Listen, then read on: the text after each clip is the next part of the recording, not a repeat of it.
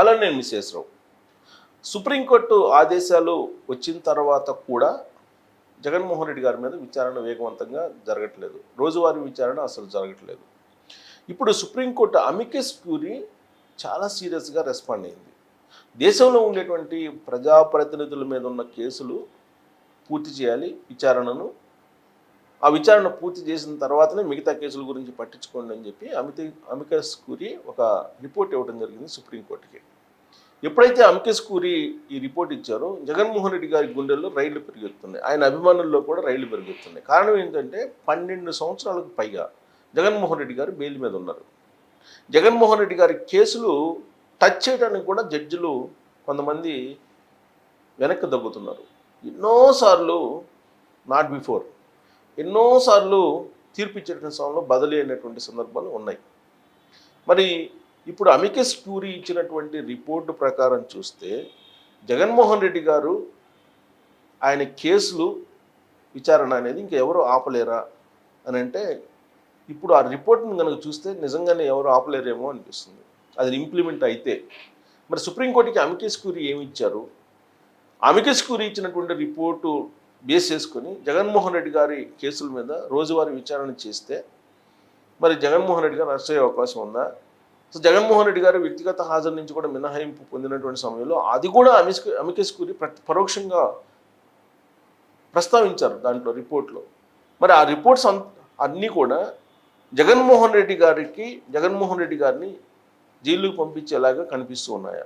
అసలు ఆ రిపోర్ట్ ఏంటి అనేది ఒకసారి చూద్దాం. దాని మీద న్యూస్ మనం చూడొచ్చు. సంచలనమైనటువంటి న్యూస్.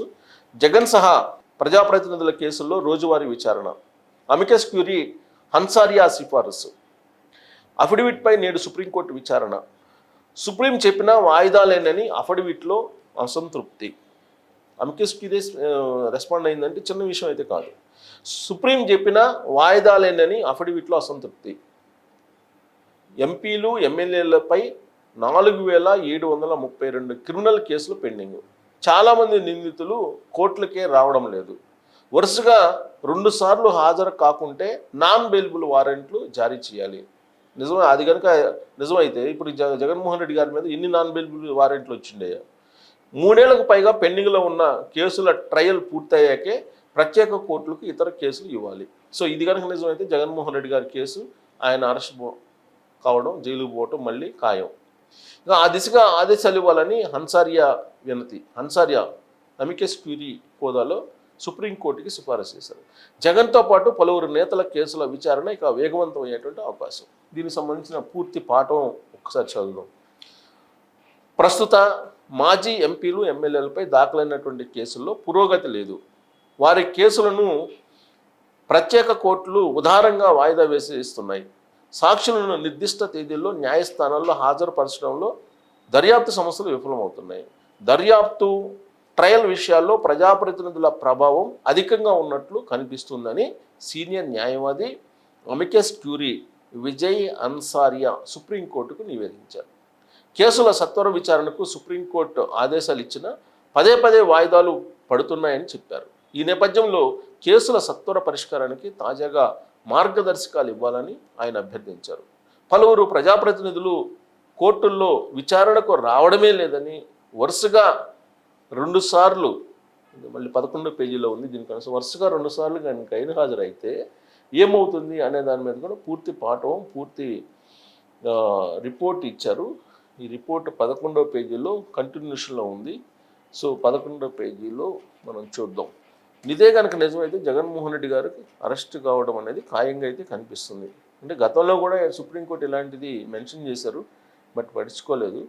బట్ కనీసం ఇప్పుడైనా పట్టించుకుంటారా అమికస్ క్యూరీ రిపోర్ట్ని బేస్ చేసుకొని అనేది అందరిలో ఉన్నటువంటి కొంత ఆశ. ఇది ఒక 11వ పేజీ. ఇది రోజువారీ విచారణ మెయిన్.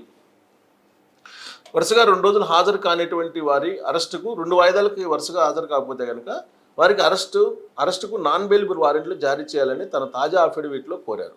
ఎవరు? Amicus Curie. 3 ఏళ్లకు పైగా పెండింగ్లో ఉన్న ఎంపీలు ఎమ్మెల్యేల కేసులను ప్రత్యేక కోర్టులు రోజువారీ విచారించేలా ఆదేశాలు ఇవ్వాలని, ఆ కేసుల ట్రయల్ పూర్తయ్యేదాకా ఆ కోర్టులకు ఇతర రెగ్యులర్ కేసుల బాధ్యతలు అప్పగించకుండా చూడాలని సూచించారు. చాలా సీరియస్గా చెప్పారు. క్రిమినల్ కేసుల్లో దోషులుగా నిరూపణ అయిన ప్రజాప్రతినిధులు ఎన్నికల్లో పోటీ చేయకుండా జీవితకాల నిషేధం విధించాలని కోరుతూ న్యాయవాది అశ్విని ఉపాధ్యాయ 2016లో దాఖలు చేసిన పిటిషన్ పైన కోర్టుకు సహాయకారి, అమికస్ క్యూరీ అంటే కోర్టుకు సహాయకారిగా ఉంటారనమాట, హన్సారియాను సుప్రీంకోర్టు నియమించింది. అశ్విని ఉపాధ్యాయ 2016లో దాఖలు చేసిన పిటిషను. సో దాని మీద సుప్రీంకోర్టు దీని అమికస్ క్యూరీగా నియమించింది.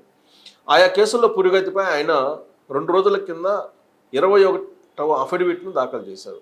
జస్టిస్ దీపాంకర్ దత్తా, జస్టిస్ మన్మోహన్తో కూడినటువంటి ధర్మాసనం సోమవారం ఈ అంశంపైన విచారణ జరపనుంది. అంటే ఇవాళ దేశవ్యాప్తంగా ప్రస్తుత మాజీ ప్రజాప్రతినిధులపై 4732 క్రిమినల్ కేసులు పెండింగ్లో ఉన్నాయని అన్సారియా పేర్కొన్నారు.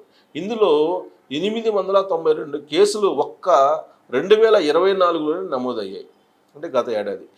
ప్రజాస్వామిక సంస్కరణల సంఘం ఏడీఆర్ రిపోర్ట్ను ప్రస్తావిస్తూ ప్రస్తుత లోక్సభలోని 543 మంది ఎంపీల్లో 170 మంది పైన 5 ఏళ్ళు అంతకు మించి శిక్ష పడేటువంటి అవకాశం ఉన్న తీవ్ర నేరాభియోగాలు నమోదైనట్లు చెప్పారు. మాజీ సీఎం జగన్ సహా పలువురు ప్రజాప్రతినిధులపైన తెలంగాణ హైకోర్టులో 319 కేసులు పెండింగ్లో ఉన్నాయి. 2023 నవంబర్ 24 నుంచి ప్రజాప్రతినిధులపైన దాఖలు చేసిన కేసులకు సంబంధించి నాంపల్లి సిబిఐ కోర్టులో డిశ్చార్జి పిటిషన్లు పెండింగ్లో ఉన్నాయని, అప్పటి నుంచి వాటిపైన ఏ తీర్పు వెలువరించలేదని హైకోర్టు గత జూన్ 4న పేర్కొందని హన్సారియా తెలిపారు. సుప్రీంకోర్టు విచారణ నేపథ్యంలో జగన్ సహా ప్రజాప్రతినిధుల కేసుల విచారణ వేగవంతయ్యే అవకాశం ఉందని న్యాయవాద వర్గాలు చెప్తున్నాయి. హన్సారియా అఫిడవిట్లోని ముఖ్యాంశాలు ఇవి. హన్సారియా ఇచ్చారు అమికస్ క్యూరీ హోదాలో. ముఖ్యాంశాలు ఏంటంటే, తమపై కేసుల దర్యాప్తు లేదా ట్రయల్పై చట్టసభల సభ్యుల పలుకుబడి ప్రభావం ఉంది. ట్రయల్ పూర్తవడాన్ని అనుమతించడం లేదు. సుప్రీంకోర్టు ఎప్పటికప్పుడు ఆదేశాలు ఇస్తున్నా హైకోర్టులు పర్యవేక్షిస్తున్న ఎంపీలు ఎమ్మెల్యేలపై పెద్ద సంఖ్యలో కేసులు పెండింగ్లో ఉన్నాయి. ఇది దేశ ప్రజాస్వామ్యానికే మచ్చ. ప్రజాప్రతినిధుల కేసులను విచారించే ప్రత్యేక కోర్టులకు ఇతర రెగ్యులర్ కేసుల విచారణ బాధ్యతలు అప్పగిస్తున్నారు. కొన్ని కేసుల్లో నిందితులు నిర్దిష్ట తేదీల్లో కోర్టుకు హాజరు కావడం లేదు. దీంతో సాక్షుల వాంగ్మూలం నమోదు ప్రక్రియ సాగటం లేదు. నిర్ధారిత తేదీల్లో సాక్షులను కోర్టుల్లో హాజరుపరిచేందుకు ప్రాసిక్యూషన్ సమర్థ లేదా సీరియస్ చర్యలు తీసుకోవడం లేదు. సాక్షులకు సమన్లు జారీ చేసే నిర్ణీత తేదీన కోర్టుకు హాజరయ్యేలాగా చూడాల్సిన బాధ్యత ప్రత్యేక కోర్టుకు అనుబంధంగా ఉన్న నోడల్ ప్రాసిక్యూషన్ సాక్షులను ప్రవేశపెట్టడంలో సదరు అధికారి విఫలమైతే జిల్లా ఎస్పీ నుంచి లిఖితపూర్వక వివరణ కోరాలి. అవసరమైతే చర్య తీసుకోవాలని కోరారు. అరుదైన అనివార్య కేసుల్లో తప్ప ట్రయల్ కోర్టులు ఈ కేసుల విచారణను వాయిదా వేయరాదని ఆదేశాలు ఇచ్చిన సదరు ప్రత్యేక కోర్టులు ఉదారంగా వాయిదాలు మంజూరు చేస్తున్నాయి. సుమోటో రిట్ పిటిషన్లలో వివిధ హైకోర్టులు ఉత్తర్వులు జారీ చేసిన కేసులు ట్రయల్లో చెప్పుకోదగిన పురోగతి లేదు. ఈ నేపథ్యంలో ప్రజాప్రతినిధుల కేసులను వేగవంతంగా పరిష్కరించేందుకు సుప్రీంకోర్టు తదుపరి ఆదేశాలు ఇవ్వాల్సిన అవసరం ఉంది. రాజ్యాంగం వాక్ స్వాతంత్ర్యం, భావ వ్యక్తీకరణను ప్రసాదించింది. సమాచార హక్కు వాటిలో భాగం. చట్టసభల సభ్యులపై కేసుల విచారణ పురోగతి గురించి తెలుసుకునే హక్కు పౌరులకు ఉంది. హైకోర్టు వెబ్సైట్లో శాశ్వత ట్యాబ్ ఉంటేనే మొత్తం సమాచారం సేకరించడానికి అవకాశం ఉంటుంది. చట్టసభల సభ్యుల నేర చరిత్ర, ట్రయల్ పురోగతి, జాప్యానికి కారణాలు కూడా తెలుసుకునే హక్కు ప్రజలకు ఉంది. ఈ వివరాలు హైకోర్టు వెబ్సైట్లో లేవు. ఏ సైట్లోనూ ప్రజాప్రతినిధుల కేసులను విచారించే ప్రత్యేక కోర్టుల ఆదేశాలను అప్లోడ్ చేయలేదు. ఈ కేసుల విచారణ పురోగతిని హైకోర్టులు నెలవారీ సమీక్షించాలి. వెబ్సైట్లో డేటా అప్లోడ్ చేయాలి. జాతీయ జ్యుడిషియల్ డేటా గ్రిడ్ మాదిరిగా ఒక వెబ్సైట్ను రూపొందించాలి. ఎంపీలు ఎమ్మెల్యేలపైన కేసులను విచారించే ప్రత్యేక కోర్టులు వాటి ట్రయల్ పూర్తయ్యాకే ఇతర కేసులు చేపట్టాలని ఆదేశాలు ఇవ్వాలి. అన్ని జిల్లాల ప్రిన్సిపల్ సెషన్స్ జడ్జీలు ప్రజాప్రతినిధులపైన కేసుల ట్రయల్ పూర్తయిన తర్వాతే ఆయా కోర్టులకు రెగ్యులర్ వర్క్ కేటాయించాలి. భారతీయ నాగరిక్ సురక్షా సంహిత BNSS సెక్షన్ 346, గతంలో సిఆర్పిసి సెక్షన్ 309 ప్రకారం 3 ఏళ్లకు పైగా పెండింగ్లో ఉన్న ప్రజాప్రతినిధుల కేసులపైన కోర్టులు రోజువారీ విచారణ జరపాలని సర్వోన్నత న్యాయస్థానం ఉత్తర్వులు జారీ చేయాలి. అలాగే కోర్టులకు వరుసగా 2 సార్లు హాజరు కాని ప్రజాప్రతినిధులు అరెస్టుకు నాన్ బెయిలబుల్ వారెంట్లు జారీ చేయాలి. నిషేధాజ్ఞలు ఉల్లంఘించినందుకు వివిధ రాష్ట్రాల్లో ప్రజాప్రతినిధులపైన 863 కేసులు దాఖలయ్యాయి. వీటిలో ఏడాదికి పైగా పెండింగ్లో ఉన్న కేసులు కొట్టేయాలి. సో లోక్సభలో సగం మంది పైన క్రిమినల్ కేసులు. 2024లో ఏర్పడిన ప్రస్తుత లోక్సభలో సగం మంది పైన క్రిమినల్ కేసులు ఉన్నాయి. 250 మంది ఎంపీల పైన క్రిమినల్ కేసులు ఉండగా వాటిలో తీవ్ర నేరాభియోగాలు ఎదుర్కొంటున్న వారు 170 మంది ఉన్నారు. ఉత్తరప్రదేశ్లోని 80 మంది ఎంపీల్లో 40 మంది పైన క్రిమినల్ కేసులు ఉండగా వారిలో 34 మంది పైన తీవ్ర అభియోగాలు ఉన్నాయి. అలాగే మహారాష్ట్రలో 24 మంది మీద ఎంపీల పైన, పశ్చిమ బెంగాల్లో 22 మంది మీద, బీహార్లో 21 మంది మీద, తమిళనాడులో 26 మంది పైన క్రిమినల్ కేసులు ఉన్నాయి. సో ఇదంతా రిపోర్ట్ చేశారు. ఈ రిపోర్టు ప్రకారం యాక్చువల్గా జగన్మోహన్ రెడ్డి కేసులు సుదీర్ఘకాలం 3 ఏళ్ళు కాదు, దాదాపు 12 ఏళ్ళ నుంచి పెండింగ్ ఉన్నాయి. వీటిని కనుక రెగ్యులర్గా విచారిస్తే అమికేస్ క్యూరీ సుప్రీంకోర్టుకి ఇచ్చినటువంటి సిఫారసుల మేరకు అవి కనుక అమలైతే జగన్మోహన్ రెడ్డి గారు కేసులకి అటెండ్ కావాలి. ఆయన కేసులకు అటెండ్ కావడానికి సరిపోతుంది ఆయన టైం. తర్వాత వరుసగా 2 సార్లు కనుక గైర్హాజరైతే నాన్ బెయిలబుల్ వారెంట్ ఇస్తారు.